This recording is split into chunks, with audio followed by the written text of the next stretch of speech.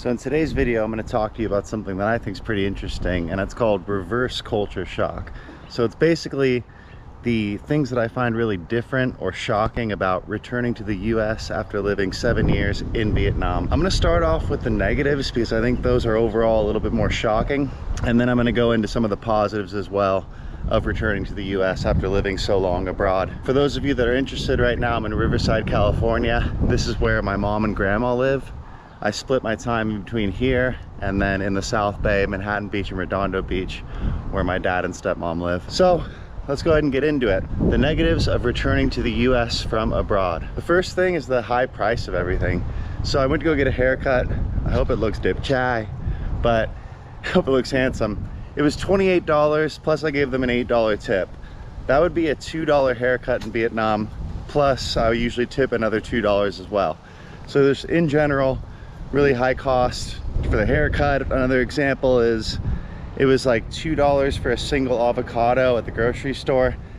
That would be like a 50-cent, 40-cent avocado at a Vietnamese grocery store. A bowl of pho here is like $15 at a Vietnamese restaurant. Of course, that's gonna be like $1.50 at a restaurant in Vietnam. So everything's just a little bit higher price, and obviously that just makes living a little bit less comfortable. You start to be concerned about, should I really get this or can I afford this?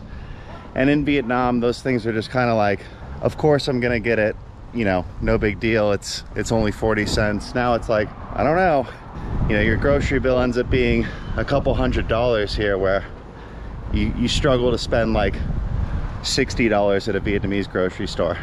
Another main difference is driving's really weird. So driving a car here in America, it just feels awkward. You start to get really used to like driving a motorcycle or a little scooter in Vietnam.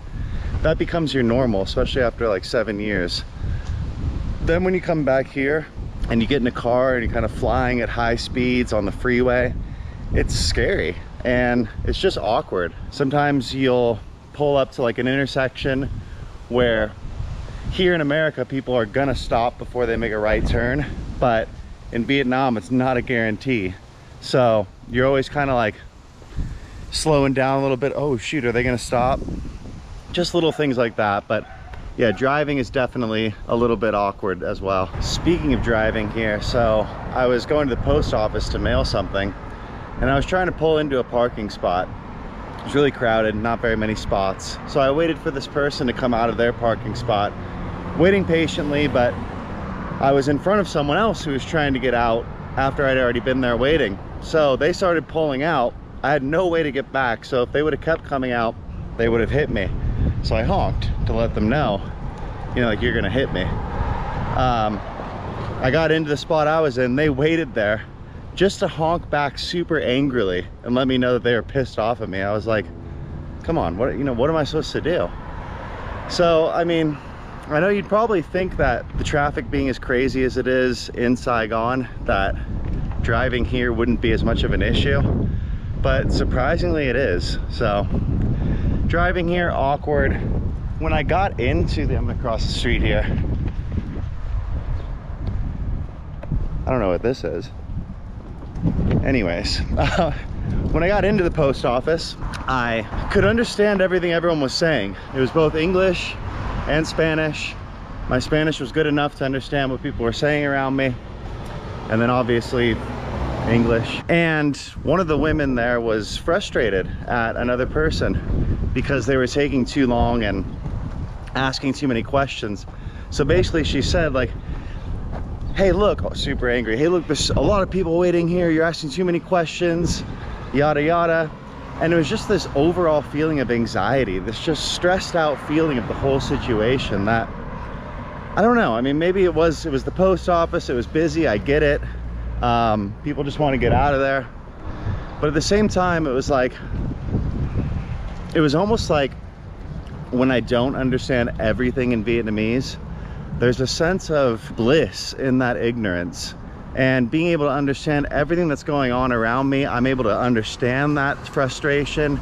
I'm able to pick up on everything around me, almost like I can eavesdrop on every single conversation. And there's a little bit of stress and anxiety that comes with that. It's a very hard thing to explain, but I definitely thought that was worth mentioning as well. And if I'm being honest, there's sort of a stress and anxiety that goes into just a lot of the tasks here. And I'm not sure, maybe that's related to the high price of things. Maybe it's related to a general attitude of people here in the country, but there definitely does seem to be a higher stress level. Another big thing too about leaving what now feels like my home. Saigon really feels more like my hometown than Los Angeles or Southern California does. Riverside was never really my home. I would come out here every other weekend to like visit my grandparents, visit mom, whatnot. But there's still like a hometown sort of feeling to Riverside as well for me. Anyways, Saigon definitely feels like my hometown now. And part of like what's weird about that is I really obviously miss my girlfriend and really miss my friends there, because those are my close friends now. And there's sort of like a disconnected feeling to my friends and peers out here. My friends and peers out here are getting married, they're having families. I'm 34, I'm traveling, I'm doing things a little bit differently with my life. And there just seems to be a bit of like I guess I'm missing out on some things, or I feel just a little bit disconnected, where I feel very much like close to my friends in Saigon. Those are my people now. Going out and like meeting new people around here seems a little bit more strained.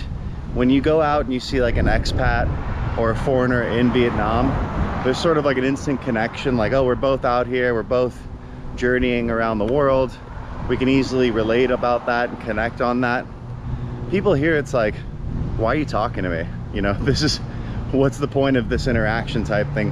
I don't really want to emphasize that too much, because I think to a large degree that's case by case. And if you're generally a personable person, or you have an outgoing personality, that's not so much of an issue. But it does feel a little bit easier to make friends and be social in Vietnam. The thing I'll mention too on the negatives is that there's a last call here in California. So 2 a.m. if you're going out to a bar or you want beer or whatever, 2 a.m. is the cutoff.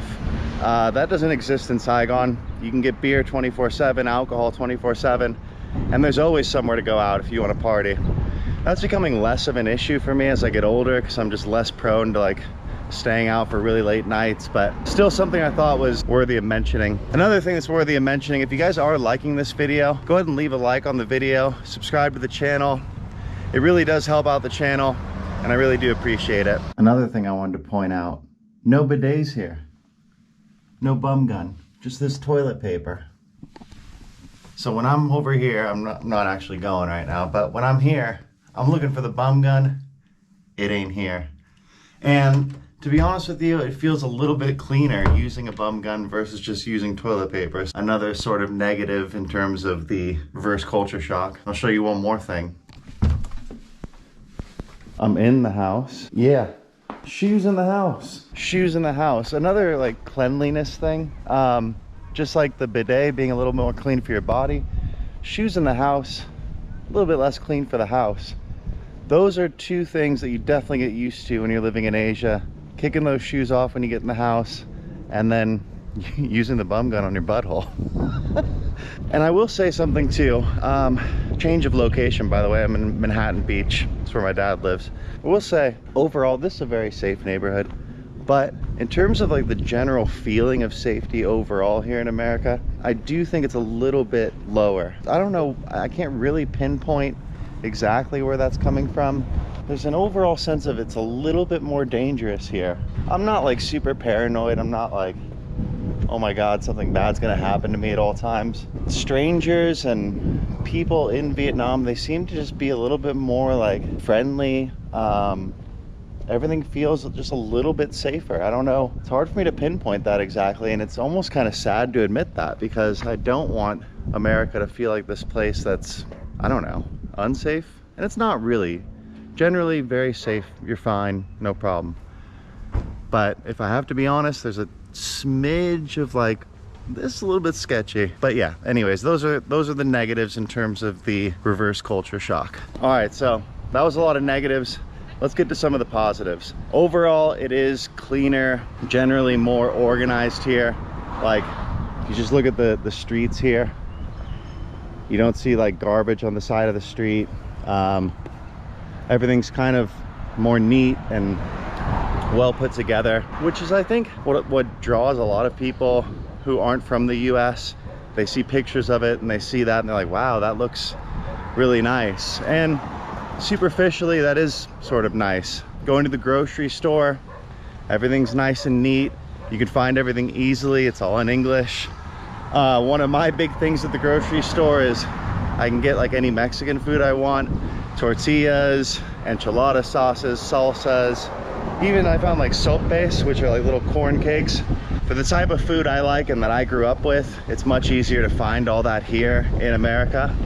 But the main positive feeling, and really the whole purpose of coming back to America for this visit, is being able to see my family, being able to spend really special moments with my family that take on like a more special and more significant sort of feeling, because they're so infrequent. And I know that I have to really like savor each moment and cherish each moment, because I don't know if it's gonna be the last moment. You just, when you're gone for so long and you're on the other side of the world, it's not that easy to just hop on like a 15-hour plane and like it's like a 24-hour trip to get here.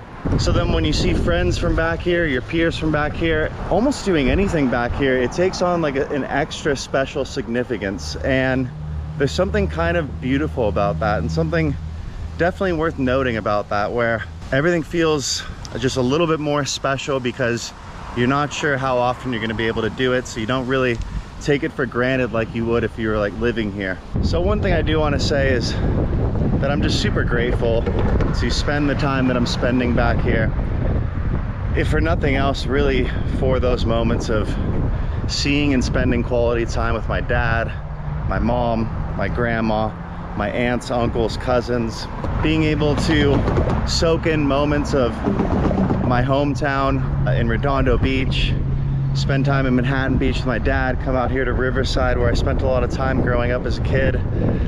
Being able to soak in those moments just feels really good. It feels really special, and it's definitely not something just to be taken for granted. And I'm really happy that I was able to have the opportunity to do this. For those of you who are interested, I know that that's been a kind of a common question in my last video especially. I will be returning to Vietnam. This is just a visit. I'll be coming back in early May, so I'll be out here. I'll be doing some videos out here, but mainly I want to spend the time to like really take in those moments with family and not stress so much about pumping out a ton of content. But in a lot of ways, it's sort of like, I don't know, I feel like I miss Vietnam a lot being back here in America. I almost feel like Brooks in The Shawshank Redemption, where he's like, he gets his freedom. I mean, this is a weird analogy or a weird comparison, but I almost feel like where he comes out of Shawshank and he's like, oh, I wish they'd just send me back so I could see my friends. I'm kind of looking forward to coming back to Vietnam so that I can see my friends and my people, and also where it just feels more of like an adventure, and going out and vlogging just seems way more like, all right, yes, there's a really cool and interesting thing to do. Here's some really good street food I can go try. So being here sort of feels like this energy is being pent up, and I'm like really eager to get back out there and film like a lot more stuff in Vietnam. So that's exciting. But yeah, I mean, definitely reverse culture shock is a thing. I would say it's even a stranger feeling than the sort of culture shock or the differences that I experienced when I moved from America to Vietnam. And I think a lot of that has to do with how happy I am living in Vietnam, and how I left America to go live in Vietnam, and when I come back here, it's more like leaving what I feel like is now my hometown and where I'm happy to come back here. But nonetheless, it is an important thing to do, and it's something that I definitely do cherish in certain ways. One more thing I got to mention, this would be more on the positive side of things. I'm wearing a sweater and I'm comfortable. It's a temperate climate. It's definitely different than that humid, basically tropical climate you're getting in Saigon. I sort of like a little bit colder weather. So for me, I'm gonna notch that in the positive section of reverse culture shock. I'm sure my experience is different than everyone else. Some of you have visited Vietnam and come back to America, or lived in Vietnam and come back to America, or even just spent time in another country and come back to America or your other home country, and you've noticed different sorts of reverse culture shock. I'm really interested to hear what you've experienced and the unique sorts of things that are different to you, better or worse, about being abroad and then coming back. Definitely interested in your perspective and what sorts of things that you think would be shocking after a return to your home country after being abroad for so long. But anyways, guys, I really hope you liked that video.